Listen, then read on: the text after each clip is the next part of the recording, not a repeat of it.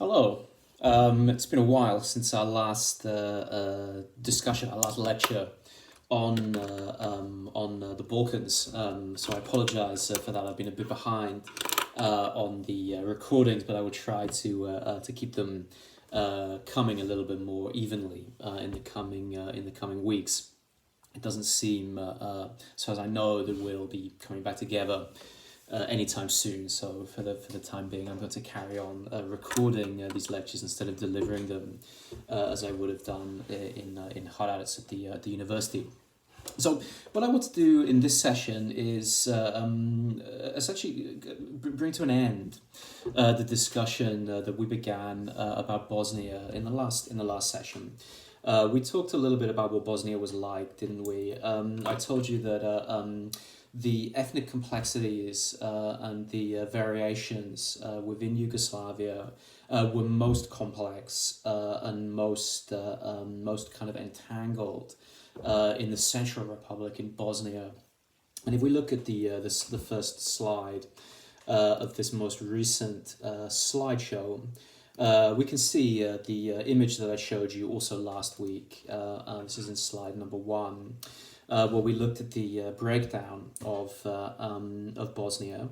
And I showed you this image, this map of the various kind of all of the municipalities as they then were in Bosnia in 1991, just before the beginning of the conflict. And I showed you each one of these had which ethnic group was in the majority in each of these municipalities, and we can see from this map that it's extremely complicated. There are various ethnic groups distributed and spread out amongst the country, and it's almost impossible to draw a straight line through any one of these groups. We also talked, didn't we, about the three main ethnic groups within Bosnia during the conflict at the beginning and during the conflict in the 1990s. And I mentioned that the largest group, with about a 44% share of the population, were the Bosnian Muslims, the Bosniaks. The second largest were the Bosnian Serbs, distributed throughout the country. And in the third place, the Bosnian Croats were about 17%. And the pre-war population of Bosnia was about 4.1 million. According to the census of 1991. Of course, it's much lower now because of the conflict, because of the war, but also because of refugees and because of people unfortunately leaving the country. Now, there's a couple of things to say about this. One of them is that it's something that Catherine Baker mentions in her book, but something that a lot of people who have written about Bosnia have also mentioned. It wasn't all about ethnicity in Bosnia, at least not when the war began or before the war began. Not everybody thought first and foremost of themselves as a Serb or as a Bosnian or as a Croat or one of these groups. There was a long tradition, in fact. I think we mentioned this a few weeks ago. Going right back to the Ottoman period, so the early modern and the 19th century, there was a long tradition of intercommunal living, of people sort of, of various religious groups, various confessional groups, living in relative harmony alongside one another. And these intercommunal traditions were particularly strong in the capital, in Sarajevo. So it wasn't all about ethnic groups, and ethnic identity was not the defining factor within Bosnia. But that kind of changed as the conflict began, as the divisions between various groups hardened, and as people increasingly started to think of themselves along ethnic lines. And it's very often the case that extreme situations, that conflict, the war, creates much clearer distinctions between national groups and ethnic groups, and of course particularly civil war. It's something I think that we're seeing that seems to be happening in places like Syria and Libya, and to a certain extent Yemen, since the conflicts have began there. Now, once the conflict started in Bosnia, as I mentioned in our last session some weeks ago now, the conflict was much more violent than it had been in Slovenia or that it had been in Croatia, the other two conflicts that had taken place up until this stage. Now, if we turn to slide 2, I can explain some of the phenomena and some of the reasons why the conflict in Bosnia was so violent, was so much more violent than the conflicts had been in Slovenia and they had been in Croatia. Now, much of this has to do with the nature of the war aims, and particularly the war aims of the Bosnian Serbs. If you remember in our last session, I mentioned that the political leadership of the Bosnian Serbs, headed by the SDS and their leader Radovan Karadzic, were particularly reluctant to find themselves outside of the borders, detached from other Serbs and within this independent Bosnian state. They were very critical. Karadzic was very critical of the Bosnian Muslim leader. Excuse me, just getting the angle a little bit better there. Was very critical of the Bosniak leader, the Bosnian Muslim leader, Alija Izetbegovic. And if you remember, I mentioned that Izetbegovic was in a very difficult position. On the one hand, not wanting to, not being his first choice that the Bosnia would become an independent state, but at the same time not wanting to stay within what was left of Yugoslavia, which was becoming increasingly a state that was dominated by the Serbs and dominated by their leader, Slobodan Milosevic. Now, Karadzic was very critical of Izetbegovic. For his part, he did not want the Serbs to become, people, the Bosnian Serbs, to become people who were living in an independent Bosnian state. And his fear was that this state would be overwhelmed, would be dominated by the largest national group, the Bosnian Muslims. So from an early stage, he had indicated, whilst he was on the presidency in Sarajevo, he had indicated, before the war began, he had indicated that he would resist. The Bosnian Serbs would resist any attempt for the country to become independent, and he threatened in the Parliament building in Sarajevo, threatened the Muslims that they were going down what he called the road to hell. That if this state was to try to become independent, the Serbs would protest this. They would resist this, and this would become a conflict, much like the one that had been taking place in Croatia, only of course much more serious and much more violent. Now, he was indeed a man of his word. Even before the conflict had begun, the Bosnian Serbs were setting up independent autonomous regions. They were barricading themselves into these very much as we'd seen the Croat Serbs had been doing a little bit earlier, or around about the same time. He had held a referendum, an unofficial referendum, within the Serbian populated territories in the east of Bosnia, in which he had asked the Serbian people in Bosnia whether they wanted to become, part of this independent state, or whether they wanted to stay within, an enlarged Serbian state. And of course, they had voted en masse to remain within Yugoslavia. So the sort of the attitude and the feelings amongst these national groups were getting much more sort of intense, and much more much more rigid. And when the conflict began, when the country declared independence in the spring of 1992, once the war started, it was indeed much more violent than the conflicts had been elsewhere, and it was precisely because. Particularly because the Bosnian Serb people, the Bosnian Serb population within Bosnia needed to sort of carve out, a nationally clear territories for themselves. Now, if we look at slide number 2, We can talk about, as I said earlier, we can talk about a few of the defining attributes of the conflict within Bosnia. Now, the first is a term called ethnic cleansing. Now, this was a term which had not really been heard very much before the conflicts in ex-Yugoslavia, before the conflicts of the 1990s, but has since become quite a widely used term, albeit a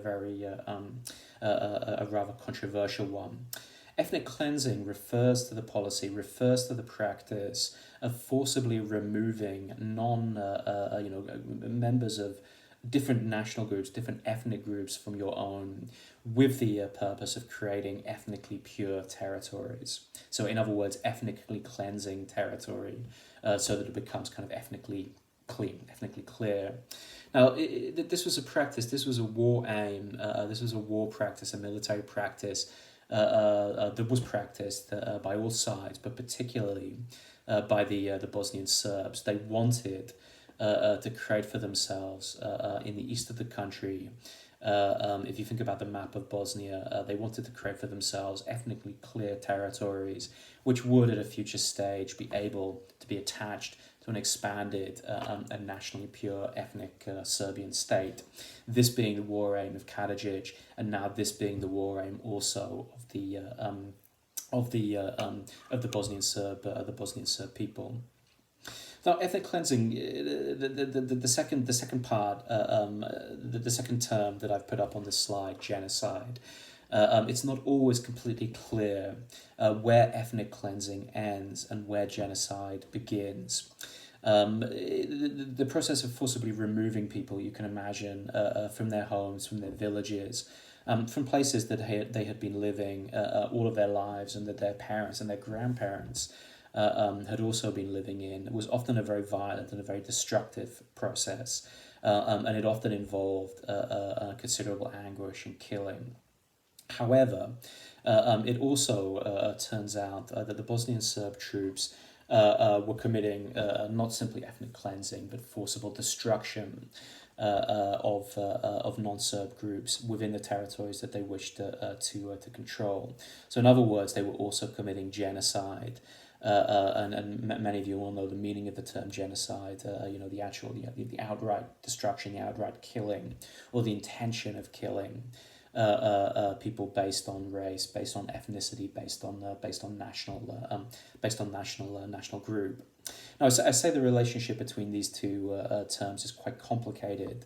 And not at all clear, because of course very often ethnic cleansing, despite the term, it's not a clean and it's not a clear process, and very many people were killed in these processes, and of course this was not.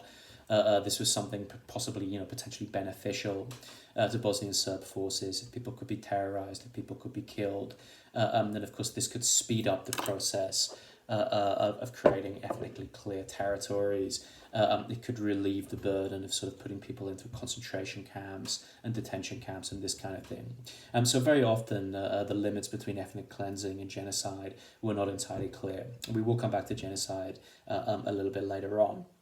Now, there was also forcible destruction of cultural heritage, what we might call cultural heritage. So mosques, churches, evidence that non-national groups, the people belonging to other national groups, had sort of been on these territories at all. Again, it comes back to this notion of ethnic cleansing. It comes back to this notion of clearing terrain and clearing territory, not just of people of different national groups, but also removing any kind of evidence, any kind of history, any kind of trace that such people had ever existed and had ever been there.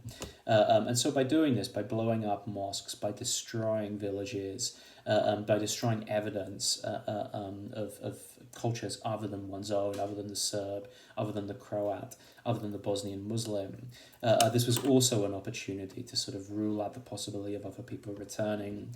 It was a possibility of consolidating the national presence of one's own group in these territories.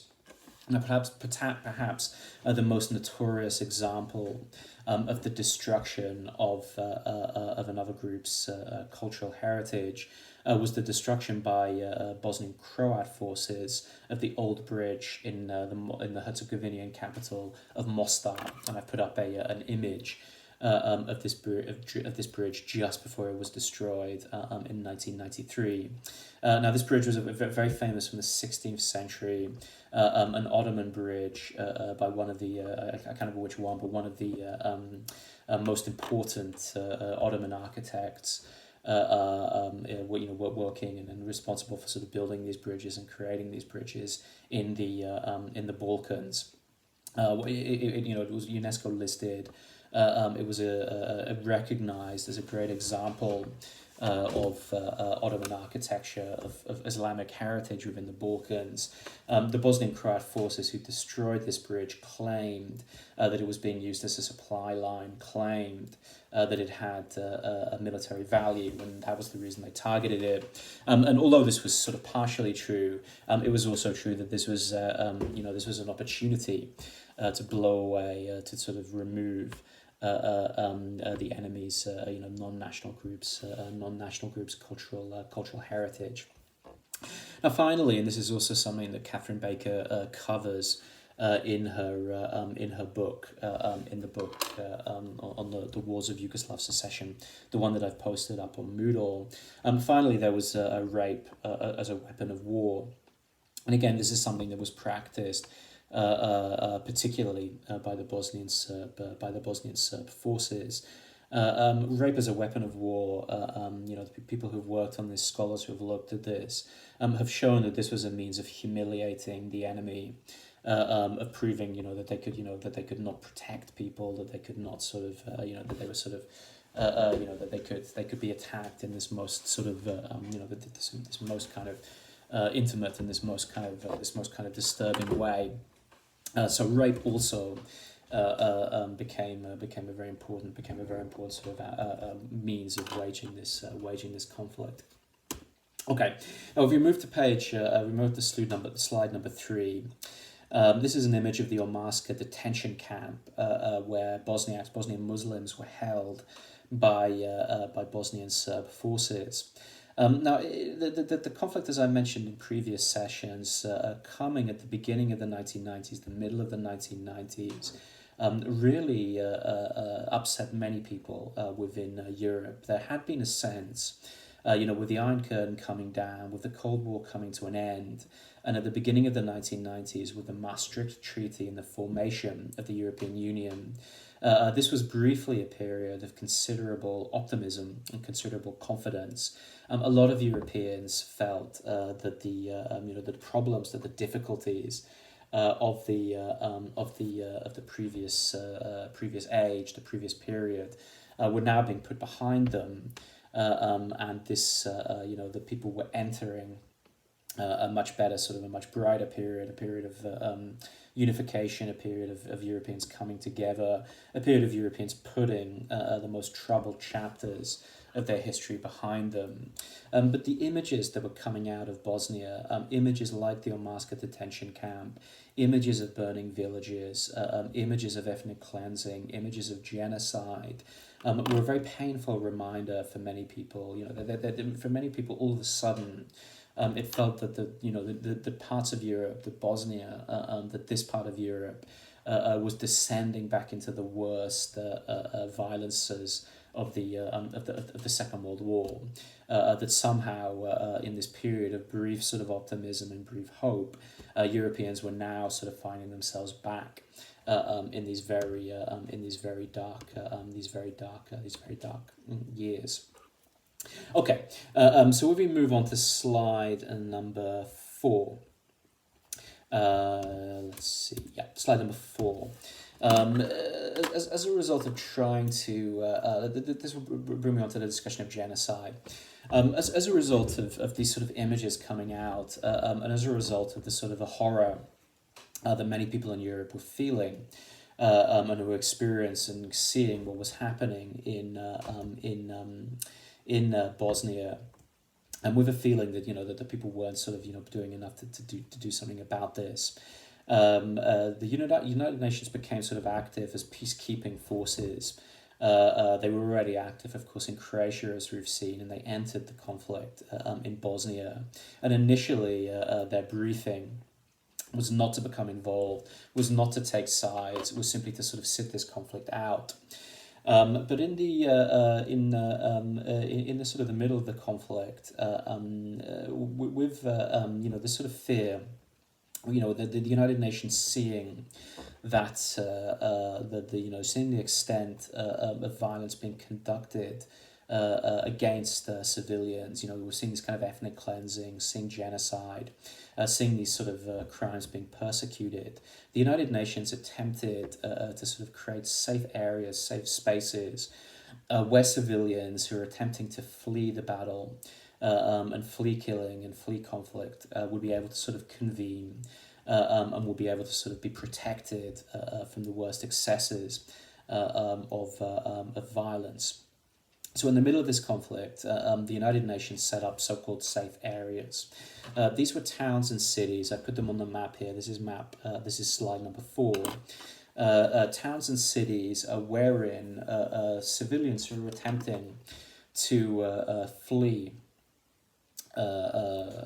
killing and flee, sort of this ethnic cleansing, could convene and could be sort of found themselves to be protected. The UN would sort of protect these zones. They would declare them demilitarized conflicts, demilitarized areas, and civilians would be able to sort of group here, and they would be able to find sort of safe areas where they could be protected from the violence and from the killing.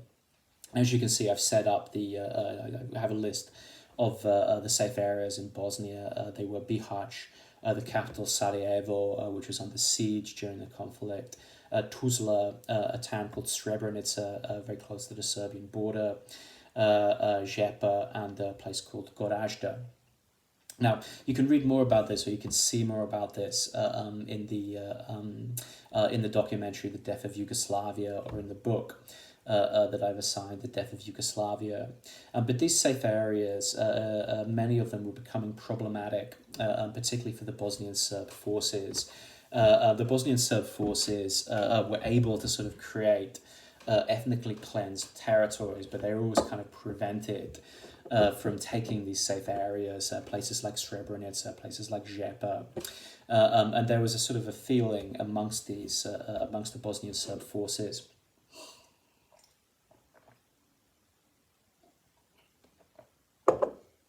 Excuse me. There was a belief that the safe areas were being used, particularly by the Bosniaks, to sort of spring attacks on Bosnian Serb forces. That the Muslims, in the safety of these safe areas, were sort of coming out of them, attacking Serbian villages, attacking Serbian forces, and then retreating into these safe areas, which were supposedly demilitarized, and into which the Bosnian Serb forces were not able to enter. Now, most notoriously, in the summer of 1995, in the safe area of Srebrenica, the commander of the Bosnian Serb forces, a man called Ratko Mladic, was now being found guilty of committing genocide. His forces, believing that Srebrenica was being used as a staging point for attacks on his forces, decided to violate the terms of the safe area, enter Srebrenica, overrun it, and claim this as Serbian territory. As I say, they did this in the summer of 1995. Now, as a part of this operation, Bosnian Serb forces, backed by elite units, so-called Scorpion units, of the Serbian forces, so Serbia proper, just across the border, rounded up the men and the boys of Srebrenica. About 8,000 people, took them out into factories, warehouses just outside of the town, and over a period of a few days, summarily executed every single one of them, killing between sort of 7,500 and 8,000 Bosnian Muslim men and boys. This has since been acknowledged as an act of genocide, and as I say, Ratko Mladic and many of the key commanders and the key soldiers involved in this operation have since been indicted and found guilty of committing genocide at Srebrenica, the first time that this crime was committed since the end of the Second World War. The organization, the body, the tribunal, which passed these indictments and passed these judgments, was the International War Crimes Tribunal for the former Yugoslavia, and we will be talking about this transitional justice and the attempt to sort of deliver justice in the wake of the Bosnian conflict in a few sessions in the future. So we will come to that a little bit later on. Okay, now to wrap up, the conflict ended very soon after Srebrenica. The UN became increasingly, the UN and NATO became increasingly involved in the conflict and increasingly exasperated with the behavior of the Bosnian Serb forces, and decided to take action, particularly after Srebrenica and after massacres that had taken place in Sarajevo, in the capital, which was being besieged by Bosnian Serb forces, and particularly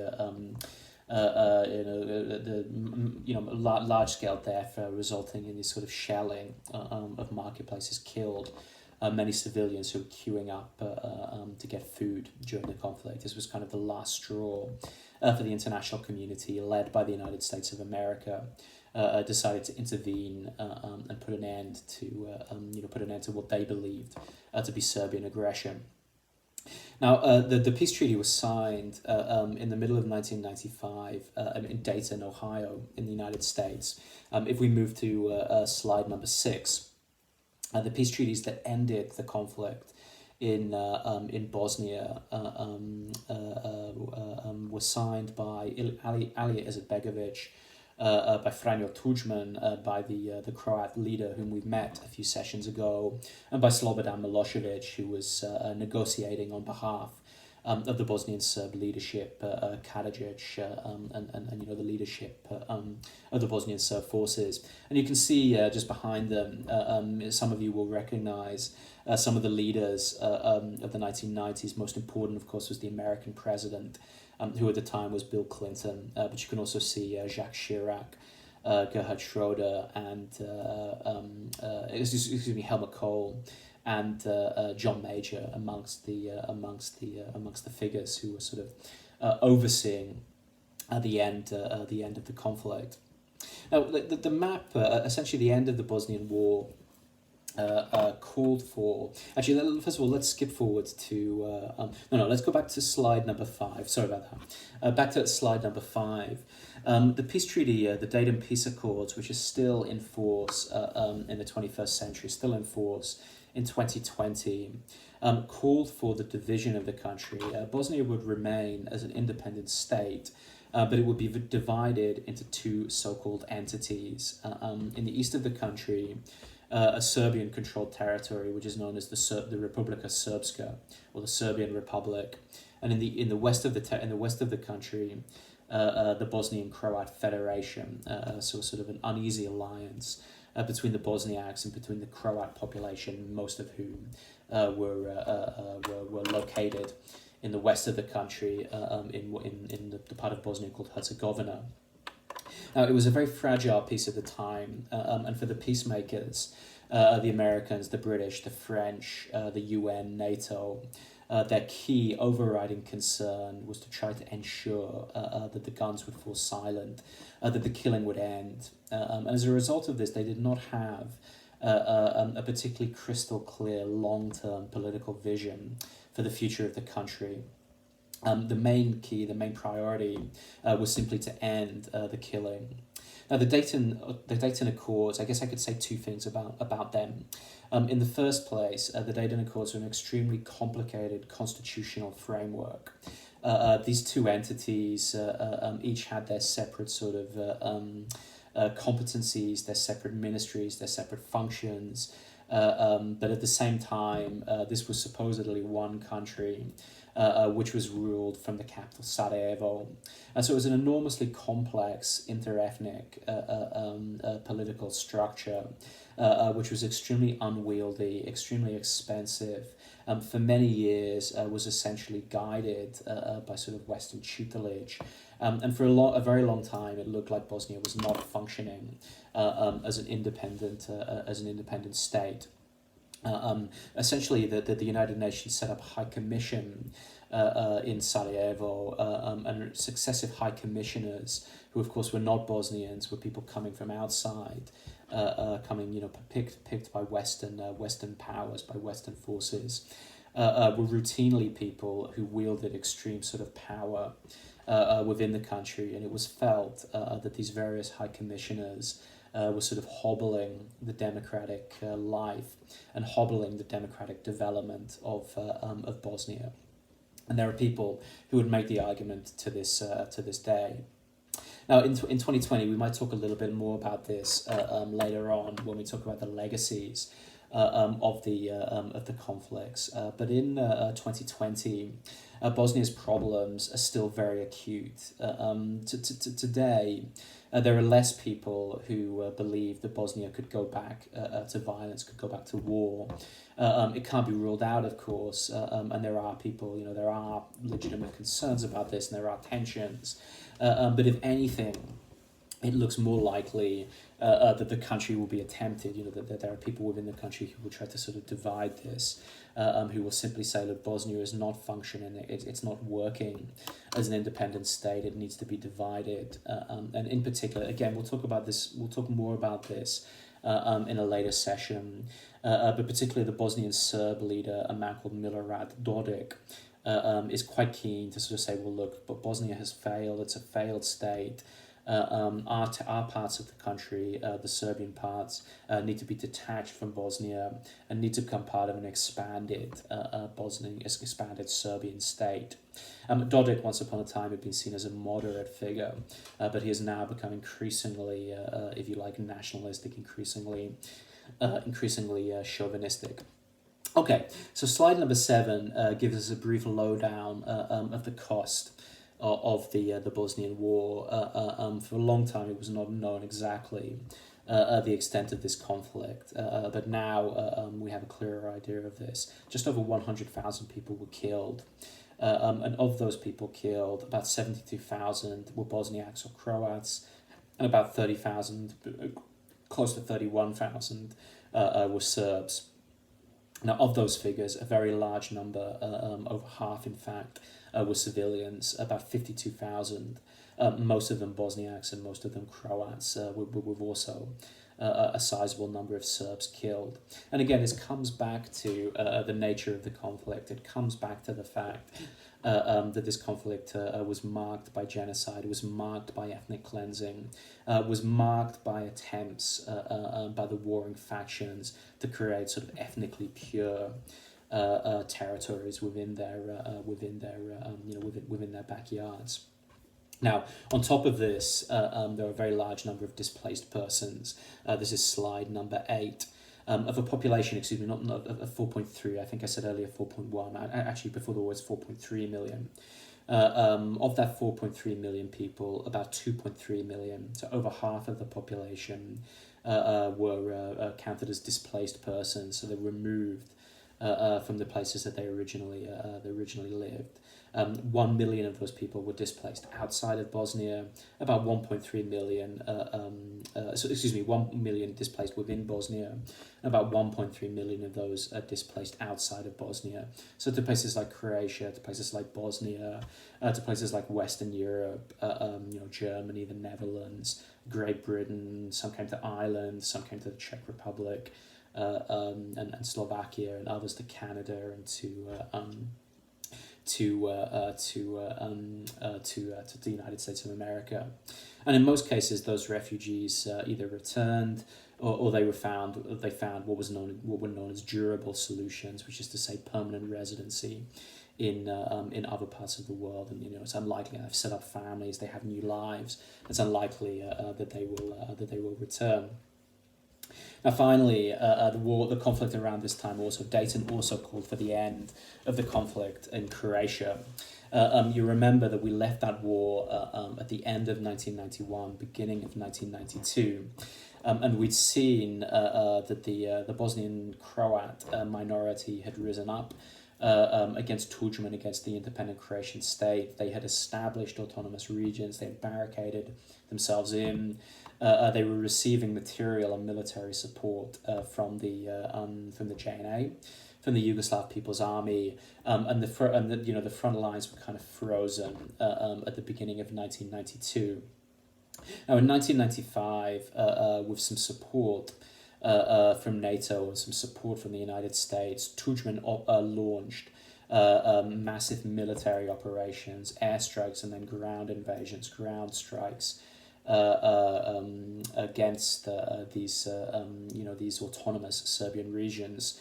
Operation Storm and Operation Flash. This was also in the summer of 1995, so around about the same time as Srebrenica, around about the same time as the beginnings of the negotiations which would lead to the Dayton Peace Accords. Now, those the declared intentions of those military operations were attempting to sort of knock out the political and the military structures of the Bosnian Serb forces, but in fact, what resulted, Flash and Storm resulted in the mass kind of removal of the Bosnian Serb minority from these territories, from places like Krajina, from places like Slavonia. So in the summer of 1995, in the wake of Storm and Flash, which were resounding victories, resoundingly successful for Tudjman's forces, and for the Bosnian Croat forces, these operations resulted in the mass removal of the Bosnian Serb minorities almost completely from Croatia. And in most cases, these groups have yet to return to Croatia. This was the largest act, in fact, of ethnic cleansing, which took place throughout the conflicts, either in Bosnia or Croatia. The largest single act of ethnic cleansing, and this also, of course, led to the successful meant that Tudjman now could regain control of his country, could regain control of his borders, and could go to Dayton and sign the peace accords, and sign the peace treaties from a position of confidence and a position of strength. Okay, thank you.